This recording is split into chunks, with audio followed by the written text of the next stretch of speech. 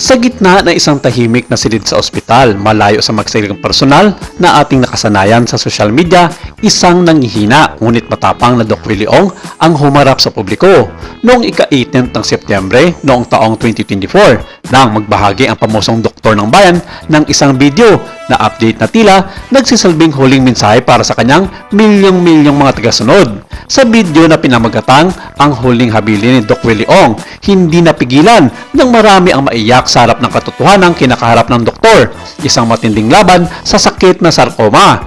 Sa simula pa lang ng video, mapapansin na ang malaking pagbabago sa itsura ni Doc Willie. Wala sa kanyang dating timbang na 75 kilos, bumagsak na ito sa 70 kilos at inaasahan pa niyang lalo itong bababa habang nagpapatuloy ang kanyang gamutan.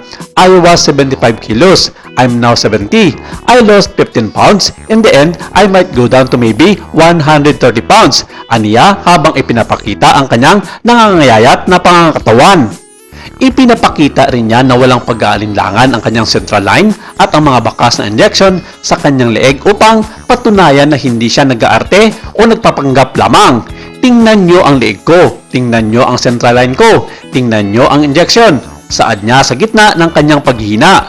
Ayon pa sa doktor, nakakaranas siya ng matinding pamamanhid mula sa katawan hanggang sa leeg, isang indikasyon ng bigat ng kanyang pinagdadaanan. Pero ang maingay at nagpalaki ng isyu sa usaping kalusugan ni Doc Willie Ong ay ang kabugubol star na si Vice Ganda, na ayon sa mga nagsisilabasang mga balita nito lamang taon, hindi umano nagdalawang isip na magbahagi ng kanyang biyaya para sa pinansyal na pangangailangan ng gamutan ni Doc Willie Ong. Pero hindi ito kinumpirma ng kampo ng doktor ang nasabing tulong mula kay Vice Ganda. Datapwat gawa-gawa lamang ito ng mga taong patuloy na naninira sa kanya at maging sa Ethiopia man na si Vice Ganda.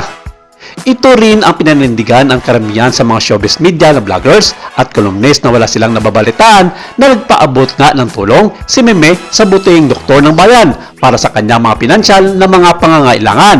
Alam ni Doc Willie na ilan lamang ang mga taong kanyang tinutukoy na patuloy na sinisira ang kanyang pagkatao sa pamamagitan ng pagpapakalat ng mga maling impormasyon at balita tungkol sa kanya. Tinawag niya ito ng mga sinungaling at hindi kailanman deserving maging isang mabuting mamamayang Pilipino. Dagdag pa ng doktor, kilala niya si Vice Ganda bilang isang sikat na host ng Showtime, pero kailanman ay hindi niya pa ito nakikita at nakakausap ng personal at maging sa pamamagitan ng social media.